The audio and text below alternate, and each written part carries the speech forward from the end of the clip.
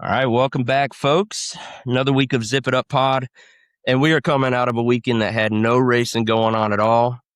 So the boys had the off week, but me and Wade, we do not have the off week. So let me explain what's happening tonight. Tonight's episode is going to be a little bit different. As you know, this is a Hendrick Motorsports podcast, and so when I came up with the idea for this episode, I knew exactly who I needed to contact and invite onto the pod as a first-time guest. I actually listened to this guy a couple weeks ago when he was on the Checker Chat with Blake and Justin, and I had to sit through it and listen to him bash my favorite team. So I figured, I'm never fully going to understand for his reasons of not liking HMS, but I am honored to be joined tonight by the Wade Taylor. Wade, welcome to Zip It Up Pod, buddy. Hey, man, thanks for having me. I'm excited. I'm excited to bash some Hendrick Motorsports. Yeah. I rarely get the chance to be highlighted bashing my hatred. So yeah, let's rock. I first off want to say thanks for coming on because this was kind of like a last minute idea. It just struck me out of nowhere last week. We've been having a bad season, so it's time to confront it and to be honest. And so when I came up with that idea, I was like, I got to get Wade on for the first time ever. And so this is our actual first time chatting together. And I'm excited to get to know you a little bit more through this episode. Exactly. Me too, man. Yeah. So first, I know this is a question that I have a little bit further down, but who is your allegiance when it comes to NASCAR? So I've been a JGR fan my whole life, and that's never going to stop. I love JGR. Big Denny Hamlin fan, always have been, but I was a bigger Kyle Busch fan. I always have been a Kyle Busch fan. I've followed Kyle Busch RCR, but I was always still rooting for Joe Gibbs. But I'll always be a Toyota fan. I know that's a lot of people don't like Toyotas. A lot of people hate that, but I love Joe Gibbs. Always have. Cool. I mean, even though I'm no JGR fan, I love and respect what Joe Gibbs has done throughout his entire life and the way he's used his platform. But when it comes to racing, I've never been a JGR guy. So we are like complete opposites. And that's something that I really like coming into this podcast. Yeah. Because I'll go ahead and say, you look at other sports, my favorite team's the Green Bay Packers. But some of my best buddies are Chicago Bears fans. So don't tell me you're a Bears guy. I'm not. Listen, you're gonna find this funny. You're a Packers fan. I grew up in Pittsburgh. I'm a diehard Pittsburgh fan. Diehard Steelers fan. I got Raj on my team for one last ride. Yeah. We may or may not be going to the Super Bowl. I'm just gonna say it now. You heard it here first. Super Bowl bound. Steelers 2026. Maybe. Yeah. But it's kind of funny. You're a Packers fan. I love Rodgers, always have. It's fun to have him, but I'm sure that you have utmost respect for Aaron Rodgers as well. Oh, fun guy to watch. And to be honest, most of his career with the Packers, I wasn't the biggest fan, but man, once he's gone, then you realize what you had. Oh, so, man. I know. But you guys replaced him good. You had Jordan Love. Jordan Love's been good for you guys. Packers have a good team. They just gotta figure it out a little bit. Maybe the head coach needs to. Yeah, head coach is a problem. No, that's a topic for another day. All right, let's go ahead and dive in. Tell us what you're drinking, and then we're gonna raise our drinks. Oh, fellers. Listen, I'm from Kentucky. I was born here. I live on this stuff. People call it pond water, LA. And this is the summer edition. I don't know if you ever had this thing. You're going to have to put a picture up on there. It's called pawpaw. It's a fruit that grow on trees here local to the state. It's a pawpaw LA. It's the greatest drink that's ever been made on God's creation. So this is what I'm drinking tonight. What about you? Now, I've had a few of those, and I think I've always said it wrong. I've always called it a late one. Is there no one on the end of that? There is a one, but it's just LA. The letter... LA. My accent my Kentucky accent, we just pronounce the L and the 8 in one syllable. LA. But it is technically like L81, but that's ridiculous. LA. Oh. We'll lesson for you if you ain't a Kentuckian. LA. Pronounce it right or don't pronounce it at all. Well, I've got a concoction that my wife cooked up for me. I've got a little Dr. Pepper Zero with a little bit of moonshine in here, cinnamon and vanilla. Yeah, we're gonna break the ice, and I'll go ahead and I'll make a toast real quick. This one's a little silly, but it's been a big week for birthdays at HMS. So within the last week, we've had Kyle Larson turn a year older. Jeff Gordon, I think just yesterday on August 4th. I think he's like 55 now. That's kind of crazy to me. I didn't consent to this toast. Today was Alan Gustafson and Chad Knaus, or better known now as Chuck Knaus. And so, yeah, we're just going to raise our drinks to those guys. Happy birthday, fellas. And let's have ourselves an episode, Wade. Let's do it. All right. So my first few questions for you are going to help me and the listeners get to know you a little bit better. And so these are just kind of anywhere in NASCAR, however you want to answer these questions. And I already found out your allegiance is to JGR. But how long have you been interested in the sport of NASCAR? As long as I can remember. You know, my great grandfather was a professional racer. His name was Jack Taylor. He's one of his trophies up here. It's awesome. I have a few of them, but this is one of my favorites, so it stays displayed up there. It's from 1982. I should have that memorized, but from a local track where I grew up in Pittsburgh called Motordrome. It's since abandoned, but I have some great memories there growing up. I was there every week, every Friday night. That's when they race, every Friday night there. I was there every weekend growing up. And, you know, just my whole family's always been NASCAR fans, so I grew up with it. And now, you know, I'm able to be the first to kind of take our fandom to the next level here by being a content creator or whatever you want to call it, which I'm super proud of. But as long as I can remember, love racing, love every version of racing. I just love it. Yeah. So like even like IndyCar and F1, are you into that? No, I don't know a thing about it. I could be, but I don't know where. I just don't want to really care to pick it up. I don't really like F1 that much. I watch the big IndyCar races, but F1 not so much. Same. I just can't get into those like I do NASCAR. I watch Nashville Indy race. I watched it, obviously, the Indy 500, and I watched a few more. The big ones, like the Crown Jewels, I watched the big ones, but I don't know any drivers or anything about how it works. But yeah, IndyCar I do kind of enjoy a little bit, but F1, never been into it, don't understand it, not my thing.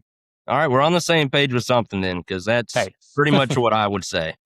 All right, so let's go ahead and figure out where you do stand currently on Hendrick Motorsports. So out of the 4 current drivers that we have in the Cup Series, obviously, how would you rank them in terms of likability? In terms of likability? Yeah. So as much as I'm going to bash Hendrick on this podcast, I've always loved Alex Bowman. I think Alex Bowman's a great dude. I hate to see him leave, especially the way that he's leaving. We'll get into that later. I'll see a couple of these questions on here, but love Alex Bowman.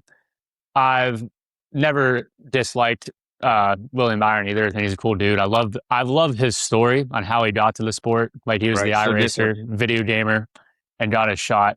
I always thought it was a cool story. Then Chase Elliott, then Kyle Larson. I don't like Kyle Larson, and Kyle Larson fans are the worst fans in the stands. Hate them.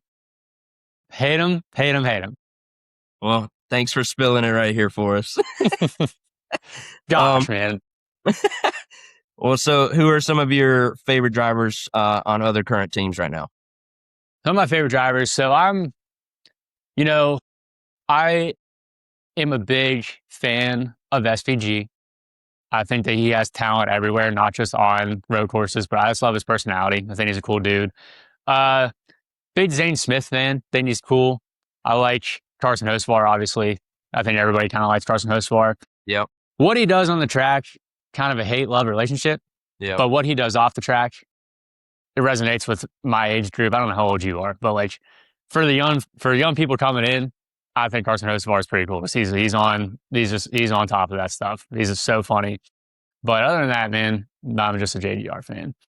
Love Bubba Wallace too. I always say I love Bubba Wallace. I'm Bubba's biggest defender. You don't like Bubba Wallace for the reason where people don't like Bubba Wallace. We don't got to get into politics, but you're not my friend. Love Bubba. One of my favorite guys on the track. Are you, so you probably like most of 2311 and what they're doing over there? I do like 2311 a lot. I'm not a team, like, I don't think they're cheating. I just think they have one of the best lineups of drivers in the field and they got off to a good start and found something. But yeah. I'm not a conspiracy theorist, even though I'm a Toyota person. If you want to have that conversation, we can have it, but I don't think Toyotas are cheating. I just think that there's something this year. Every year someone's dominant. It's just Toyota's year this year, and everybody complains. If you're not a fan of that make, then you complain about it. But every year someone finds something. When that's in every sport too. Yeah. No doubt. They found something this year the whole Toyota manufacturer did. I mean, even LMC. I mean, they're showing a little bit of hope, So And I think Toyota has the best. Like, if you go down the drivers of all these makes, I think Toyota has the best top to bottom. I think they have the most talented list of drivers in the field by far. stretch I don't is think it's, I don't further. think it's It most close. does. Yeah. And it's growing next year with Corey Heim. So Cool. yeah, got that going for you too. All right, last question I have to kind of break the ice here. Who is on your Mount Rushmore of NASCAR? My Mount Rushmore of NASCAR. I think it's got to be, I think the obvious ones are Dale Earnhardt and Jeff Gordon, which Jeff Gordon's prime, but I was born in 2000. I missed a lot of his prime. I didn't see Dale Earnhardt race at all. You know what I mean? But obviously we have ball knowledge and understand that Dale Earnhardt, Jeff Gordon, Jimmy Johnson would be up there too. And then I think that Kyle Busch, I think that's your four. I don't think there's a stronger four than that. He certainly makes a strong case because of, everything he did across all the series. Mm-hmm. Just incredible what he was most able to winningest driver in history. I think that he belongs in that conversation. Yeah. What 200? But he's my favorite driver ever too. So I mean, I'm going to put him there obviously, but as you should. All right. Well, now that we broke the ice, let's go ahead and dive into it. This is my least favorite episode that I've had to plan for. You'll survive. But we got to face the music because it's not going well this year. And it's no surprise, it is a surprise. It's no, it's nothing that's been hidden though. So we're just going to put it out there, but we are going to address the current state of Hendrick Motorsports here in 2026. So my first question to you, Wade, is on a scale of 1 to 10. How much do you enjoy watching Hendrick Motorsports struggle in 2026? On a scale of 1 to 10, it's not necessarily 10. Like, I don't hate them that much. I want to make something clear. Okay. We're going to do all these questions. My Hendrick hate doesn't come from Hendrick, doesn't come from the drivers. It comes from the fan base. Okay. Mostly. Yeah. So, and Kyle Larson. Comes from the fan base and Kyle Larson. That's it. But, as much, I don't necessarily like to watch them struggle, but I am enjoying them not winning, if that makes sense. So I'd say probably a 6. 6 out of 10 is where I'm at. I'm watching them not win races. So it's pretty good. I get that with the fan thing because, you watch the Philadelphia 76ers struggle this upcoming season, their fans are going to implode, and it's going to be beautiful. Yeah. So I'm with you. All right. So when you do look at Hendrick's 2026 season so far, is this like an actual bad season, or are people holding them to an unfairly high expectation? I think it's just a blunder of a season. But I think Hendrick Motorsports has that expectation. They've had it. Look at their resume. Look what they've done throughout history.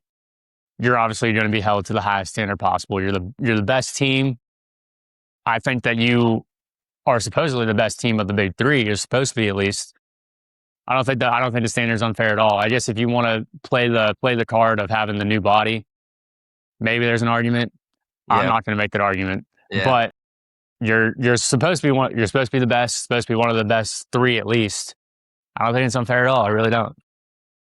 Yeah. Kyle Larson hasn't won a race in 2 years. William Byron's struggling. Alex Bowman gets a pass. He's struggled, but a little bit. Yeah, gets a little bit of a pass there, obviously, a little bit of leeway. And Chase Elliott, he's been doing fine. Chase Elliott's been the strongest driver this year. I think he's been the strongest driver Hendrick's had for a long time. We'll talk about that later, too. But I don't think the standard is unfair at all. I really don't. No, I agree. It's just a bad season. Yeah, this is, the expectation should be high. We've raised such a high bar that is what we should be striving for and exceeding every year. Continue to raise the bar, and this year we're seeing it lowered, which is tough to come to grips with. But you see bad seasons all the time. You look in other sports, like for the NFL, for example. Last year the Chiefs were not good, and sure, maybe some injury plagues will haunt a team, but that you got 11 guys on the field at a time, 53-man roster. It's hard to really single out injuries being the cause for a bad season. But absolutely, this year, if they're fully healthy, everybody's going to be looking at those guys as contenders. It's just got to face the facts. Every now and then you got a bad year, and I think that's what HMS is going through right now. It's a bad season, and I kind of can't wait to get to the end and hit the reset button and enter the Mm-hmm. off. Yeah, I agree. Yeah. Kind of a little bit, I guess. Well, let's focus a little bit on each of the individual drivers. And so I think we'll go in numerical order, starting with Kyle Larson, Okay. who is in the midst of a really long drought, especially looking at his time with Hendrick Motorsports. This is a very long drought. I think it's close to 50 races now. So what's wrong with that number 5 team? I think that he's just being exposed that he's not the best driver in the world. I never put that label on him. I hated that label. I think it was ridiculous to say that he's the best driver ever. And it's just coming to fruition that he's not. He can't execute. And I mean, you get it. Like, it's a team sport. Sometimes, maybe the pit crew messes up. Sometimes the call doesn't work out, blah, blah, blah. But I mean, you're in the best equipment, in the best car, the best crew chief, probably that's ever, like arguably ever. Yeah. And you just can't put a race together. He's wrecked how many times this year? That championship was ridiculous. I hope that you can admit that. Like, as a JGR hater, I don't that championship was absurd. I would love to go ahead and let you know that I do think it is. I think it is what started the curse for Larson and us this season. It's like, I mean, we were not supposed to win that championship. Denny was 3 laps away. It was clearly his, and it was one of our cars that wrecked, bringing out the final caution. Mm-hmm. And it was ridiculous. It enabled our others to win. And I don't even want to think about it. I don't want to die. It just makes me so angry. But yeah, it's true.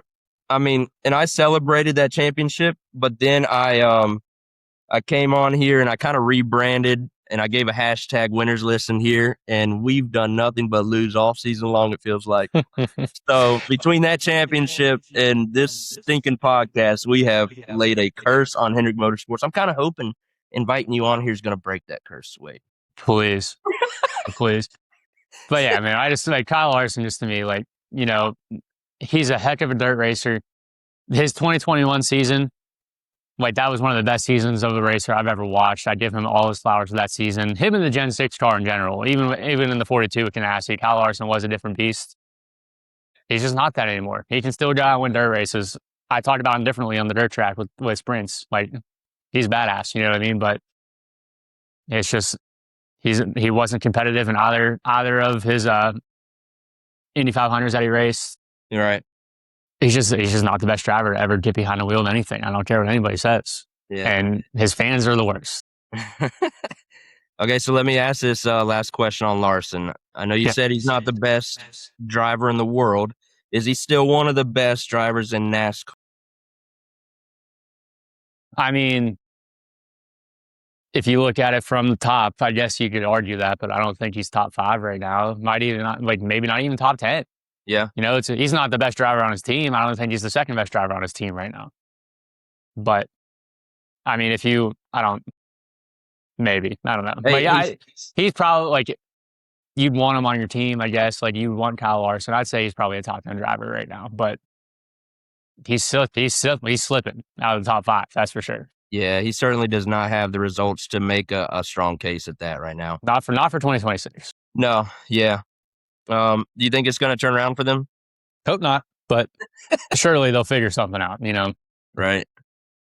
All right. Well, with 2 wins this season, has Chase Elliott become the most reliable driver at Hendrick Motorsports? I think Chase Elliott has been the most reliable driver at Hendrick Motorsports for 10 years. Yeah. He might not have the championships to back it up. He obviously won in 2020, but I think that if you had this Chase format, he would have been in the championship race contending every year of his career. He's always running well. He's hardly ever wrecking out. He's a heck of a race car driver. He just, doesn't have the wins necessarily to back that up, but especially in the Gen 7 car. But I think he's been the most reliable for a large majority of his career at Hendrick. Yeah. Is he our best shot at winning a championship this year? Yeah, definitely. Yeah. That ain't going to be Larson. Like, Chase Elliott, he's Mr. Consistent. That's what everybody calls him, He's great. I don't like Chase Elliott fans either. I don't necessarily like Chase Elliott that much. And I'm going to say this, okay? For people listening, if you go back far enough into my social medias, you're going to find a picture of me at the 2021 Bristol Night Race wearing a 9 hat. Okay? Don't sue What me. happened? I What don't know. happened Listen, today? I don't know how I got that hat, but it was on my head and I wore it the whole race, and I may or may not have been rooting for Chase Elliott. That was a race, if you remember, with 2021 Bristol Night Race. It was a race that him and Harvick almost fought. Okay. Awesome Yeah. race. And He was then, in the Hooters car. Harvick yeah, was he in the was it subway was the black car. and orange shooters car, subway car. Yeah. They wrecked, or Harvick took him off the wall, blew his tire, and then Chase Elliott pulled out the pit lane and just kind of brake checked him. And then Larson ended up winning that race. And then they Yep. go to Charlotte Roval, and Kevin Harvick tries to bust him out. Yep. And Chase Elliott runs the rest of the race without a rear of his car. And then Harvick slams to the wall because Chase Elliott caught up to him. He's going to wreck him. That was a fun race here. But I am wearing a Chase Elliott hat somewhere in a picture. I'd appreciate it if nobody found it. But I love this. You're speaking some gospel right now. I mean, I'm wearing a Gordon hoodie for you. I got some Gordon displays up. But Yes, sir. yeah, I'd Love like that. go back to it. Chase Elliott is by far the most reliable driver. No doubt. I think so too. This is a system you got to collect points, and he does the best job at that on that he doesn't deserve. How do you know it. where he's at? What is he, 7th or 8th? I think he's 6th, and Larson fell to 8th. Yeah. Larson is slipping. And, I wish Chase was a little bit higher, and he does have 4 more races now, but he hasn't helped himself here recently either. So No, he's definitely hasn't put a race together yet. He needs to win one. Yeah, I agree. I don't think we're going anywhere where he can. I don't think I picked Chase Elliott for any of the next 4 races. No, this is one of his rough stretches on the calendar that they just want to survive through, I think. Yeah, just put together 4 different races, you'll be in good shape in the chase. And then there's 2 or 3 races in there he could win. I think he's definitely the best shot by a country mile. Yeah, for a Hendrick championship this year. But it's Denny's year to me. It was Denny's years last year. I'm rooting for Denny so hard. I want him to win one so bad. I think even JGR haters kind of are leaning towards I want my team to win, but if Denny wins, I'm not going to be so mad about it. No, that's always been me. He's one of my least favorite drivers, but the guy deserves it. He is earning it right now. We're watching it right now, especially after last year, man. He's owed one. I'm going to keep bringing it up throughout this podcast. I'm never going to recover from it.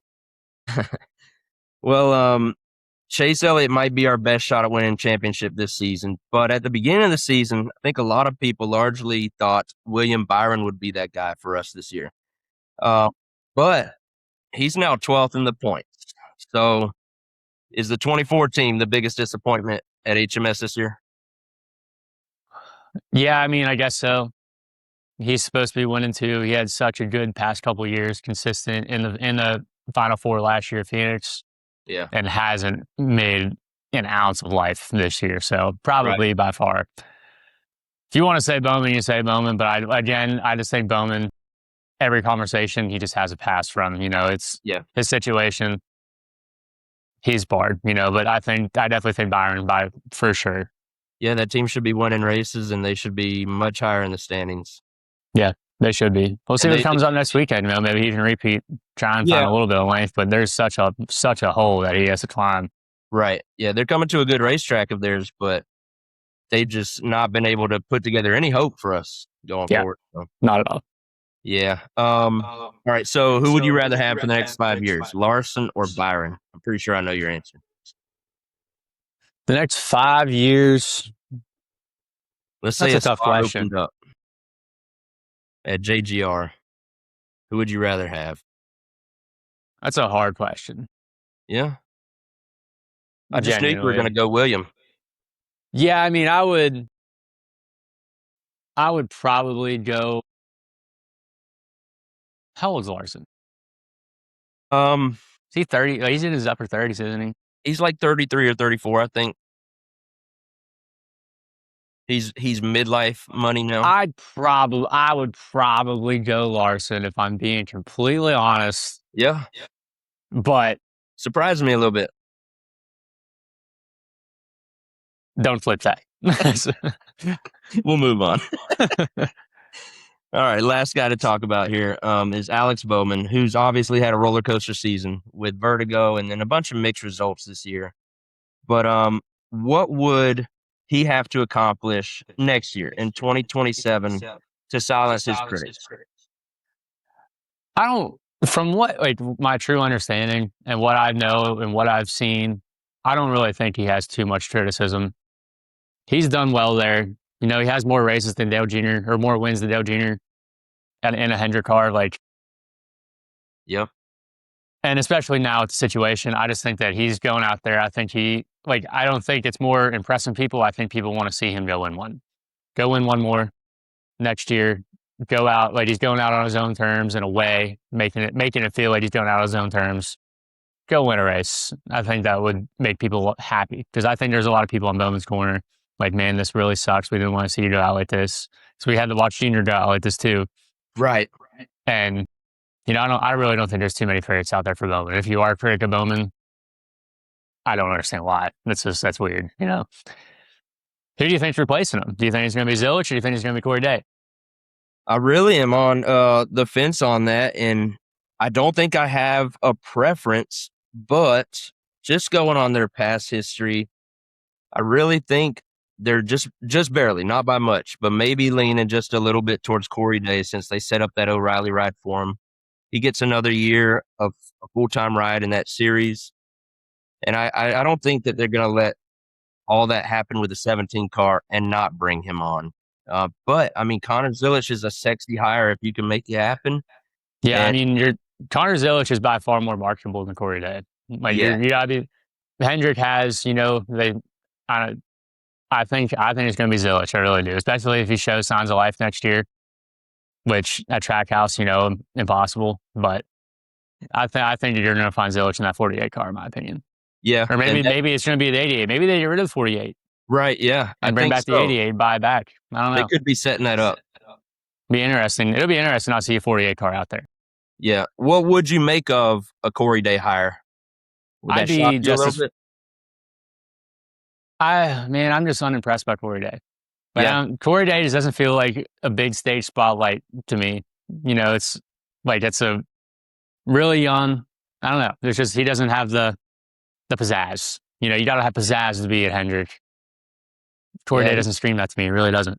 He definitely needs more time, more seat time, more laps on the tracks. Yeah, I just think with Larson bringing him over kind of under his wing, that that's kind of what they did with Jimmy.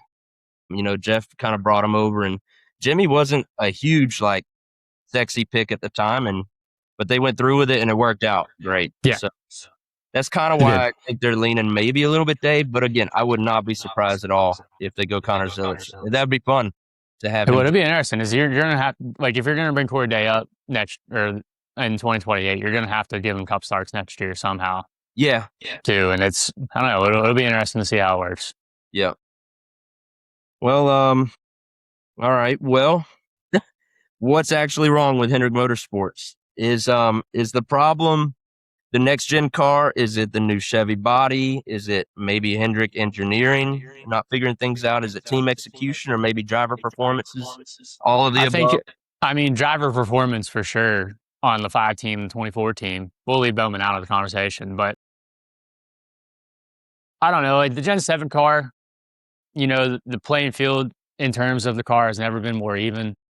You know, kind of just exposing a little bit. Like I don't think the Hendrick has the best talent on the floor right now, and that's just reality of it. You know, there's Toyota camps have the best talent. Spire's so fast. Suarez found his groove. Carson Hocevar obviously is reckless and is fast in every race. I just think that, you know, Hendrick, it seems like they're playing it safe right now, doing safe races, and it's just not the style of racing this year. And they're not putting anything together. Yeah, I think behind the scenes, there's a ton of red flags that are going up, and there's probably already conversations that are being had that we're not, you know, hearing about and seeing. and there's going to be some big changes over the offseason possibly because Yeah. they're not going to stand for this next year. Yeah, 100%.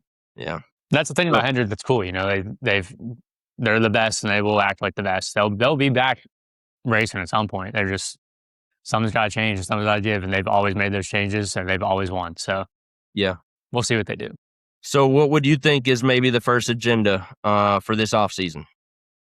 I have no idea. Yeah. I genuinely don't. That's a tough question. I don't to know how to answer. fix Hendrick Motorsports. They do. We don't. That's I genuinely no hope they clue. do. I don't know who you would fire. I don't know the metrics on pit crews and who's doing bad. Do you think I don't maybe some crew chief swaps would happen? Maybe. I don't think you would swap Cliff Daniels, or I don't think that you would do anything with the 9 team either. But maybe try and figure something out for that 24 team. Yeah. Maybe do a little bit of a farm system to see what works off the 48 team. Take things off the 48 teams. Bowman's just racing the race next year, Right. just to feel better about his situation. So I don't really think that they're trying to push the 48 into like a real success. He's going to be racing, kind of soft next year anyways, avoiding wrecks. So I don't know how you fix it. That's not my job. Yeah. I just make I hear you. videos on TikTok. I don't know. What do you think? What's the answer? I don't want I don't think it's I don't want them to overreact. I just want them to react. And I know that they will. But again, I don't know what those changes are either. But maybe somewhere in personnel has to be switched up quite a bit, and maybe there's some guys over at Spire that need to come into our building. So yeah, I don't know. I mean, like, it's a weird situation because Spire, like, I know that they're like a Hendrick farm team. Yeah, but Spire has really became a top level team. They're getting a lot of money now, like a lot more funding just because of who their drivers are. You know, they might be able to be like, hey, don't go to Hendrick. We can pay you that. Stay here. Because they're serious. So they're serious about winning and trying to win and trying to be a championship contender. Those days might be gone. I think it was either early last year. It might have been last year for the title race, or it might have been the year before, but they just like completely took Carson Hocevar's pit crew. Yeah. And Hocevar was in the playoffs, and they just like took his whole pit crew because they were better than, I think it might have been Kyle or like Chase Elliott. I don't know who it was, but I just remember the situation. They took a few guys. Yeah. And just like left Carson Hocevar in the dust. And I don't think that they're going to let that slide anymore, Spire. Yeah. And I know what you just said about Spire being top dog. I don't think you're very wrong by that either. I mean, you look at their speed this year, it is largely above Hendrick Motorsports. I mean, we just came out of the Brickyard 400. Hendrick Motorsports hasn't had a pole all season long. And over at Indy, where you got to have speed in the car, I mean, they put 2 guys on the front row for Spire Motorsports. It's very impressive that they're able to get speed out of their cars. Yeah, that takes it back to like people were like, oh, early in the season, February, March, April, we're like, Hendrick Motorsports, it's the new Chevy body. It's the new Chevy body. We're entering the chase. You should have the body figured out by now. It's not the body anymore, especially whenever Spire's fast and, Trackhouse shows life, SVG's fast. SVG's fast on ovals. Yeah. Like it can't be the body, it's something else is going on. You can't blame it on the body anymore. Yeah. Yeah, I might be leaning to somewhat the driver performances are way down, but something behind the scenes I think will take place over the off season. Can't wait to see it. Yeah. All right.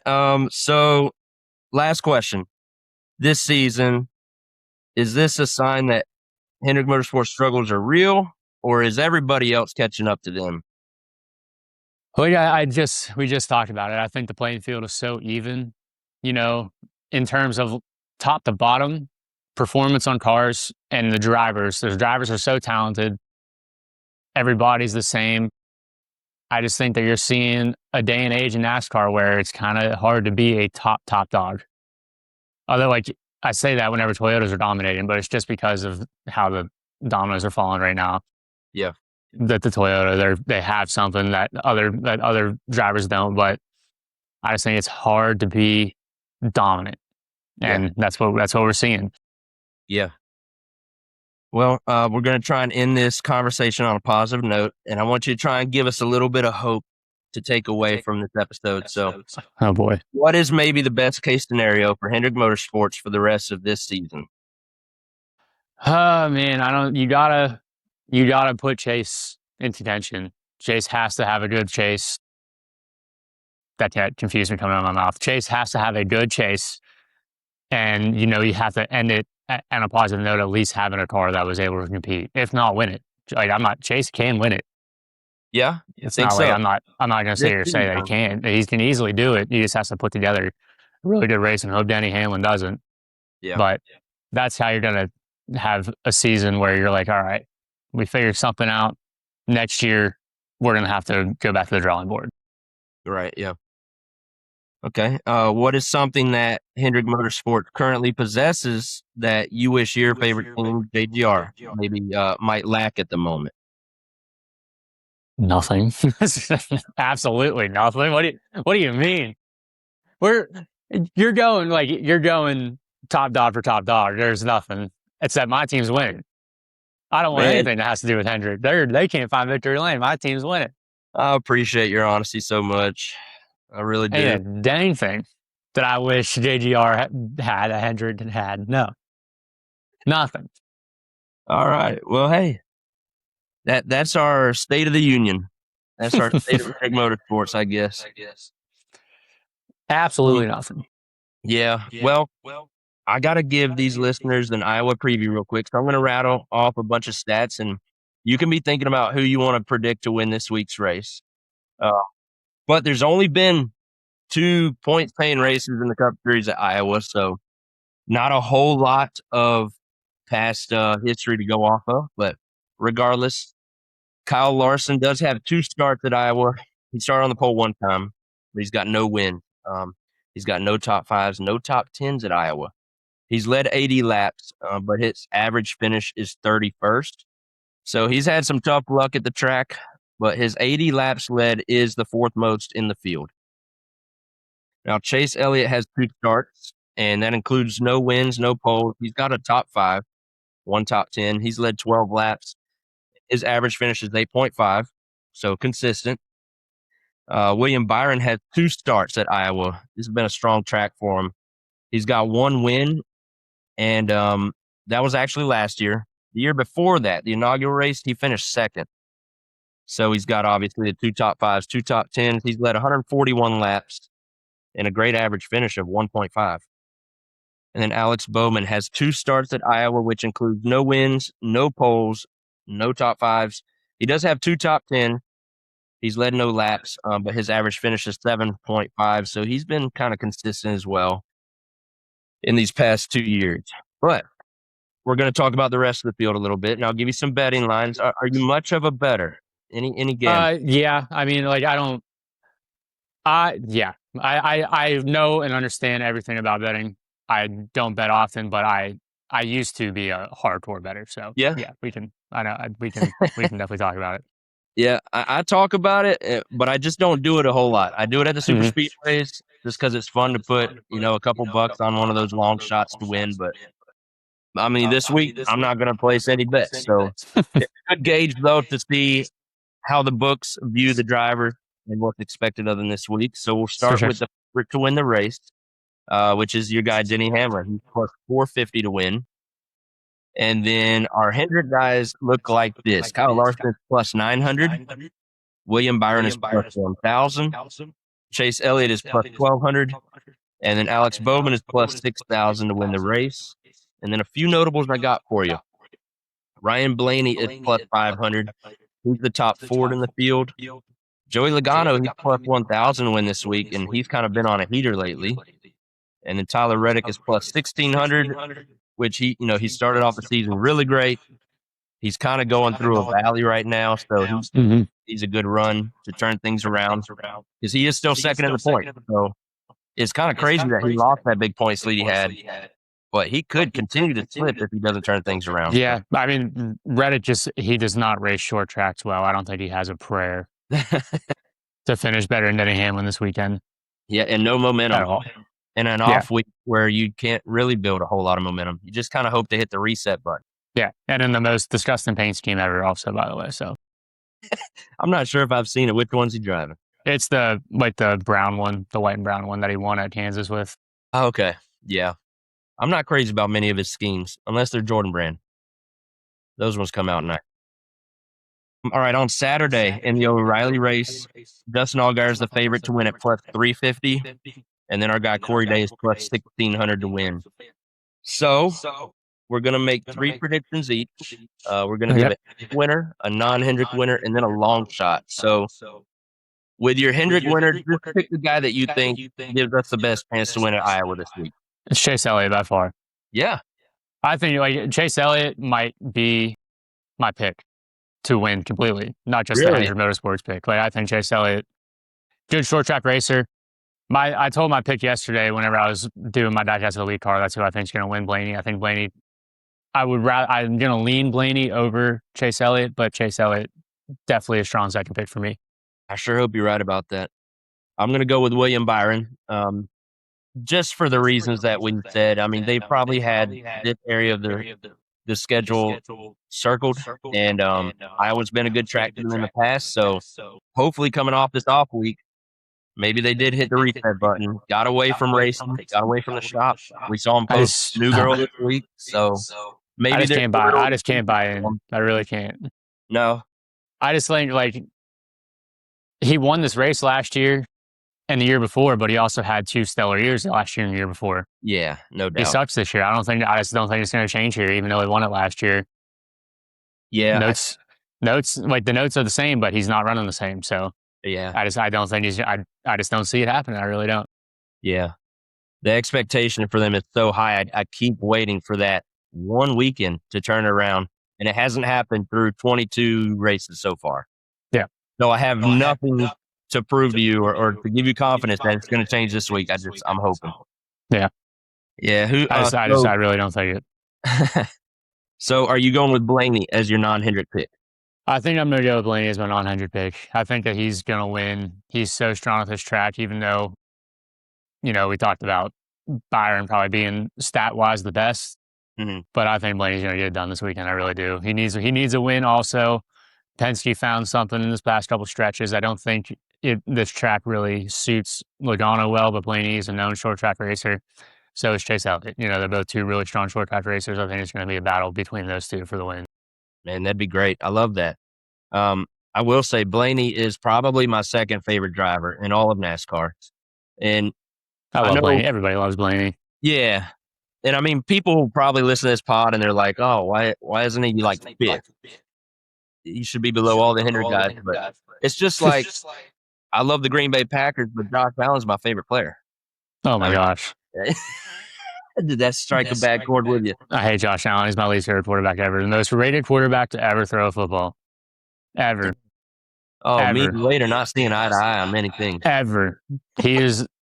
What has he done besides steal an MVP from Lamar Jackson? But let's stop it because I'm going to start yelling. So let's get off Josh Allen. Well, I say that to say I love Blaney so much. I wish he was on our team. So I would love to see him and Chase duke it out this weekend. That'd be great. But I'm going to go with Joey Logano as teammate just because I feel like they turned some kind of corner, and maybe it comes to an end very soon, but it seems like he got something figured out here in the past few weeks. So we'll see it continue in Iowa. All right, long shot. Go ahead. Let me point something out here because I'm going to tell you this is what feeds into my Larson hatred. We just went over all these stats. Okay, Larson is by far the worst of all of them. And yet he is the most favored Hendrick driver in the field. Yeah.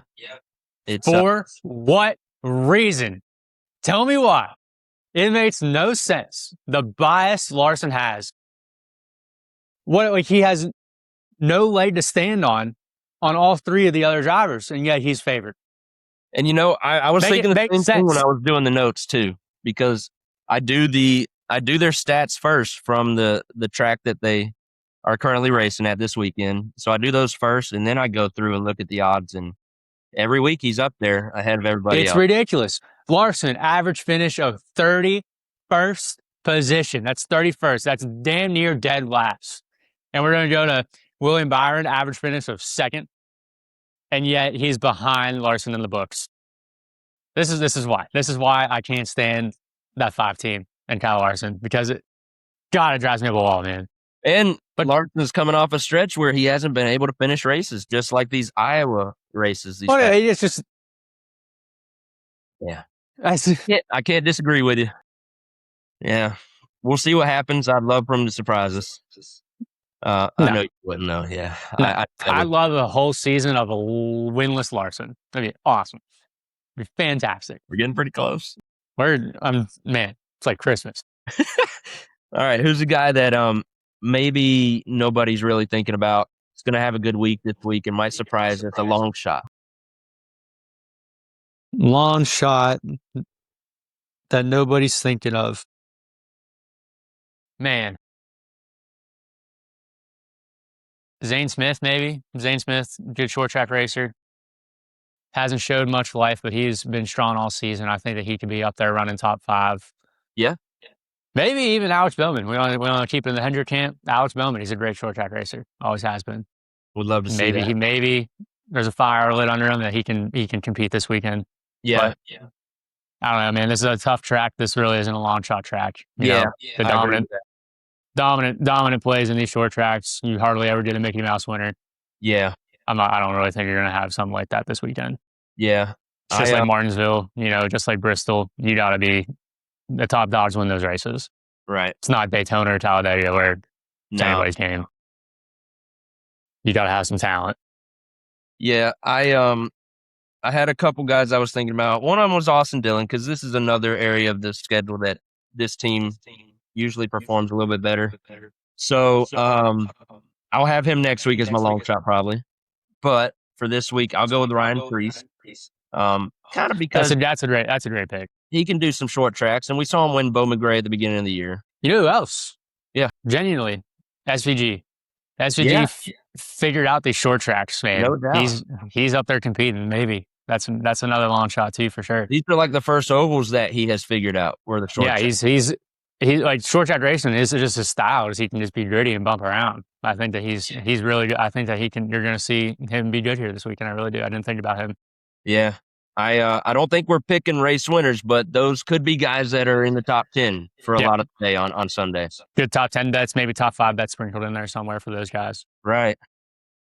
All right. Well, there's no trucks this weekend, so trucks are off. I think ARCA's racing on Friday. And then Saturday, a rally series will race at 5 o'clock. That'll be on the CW.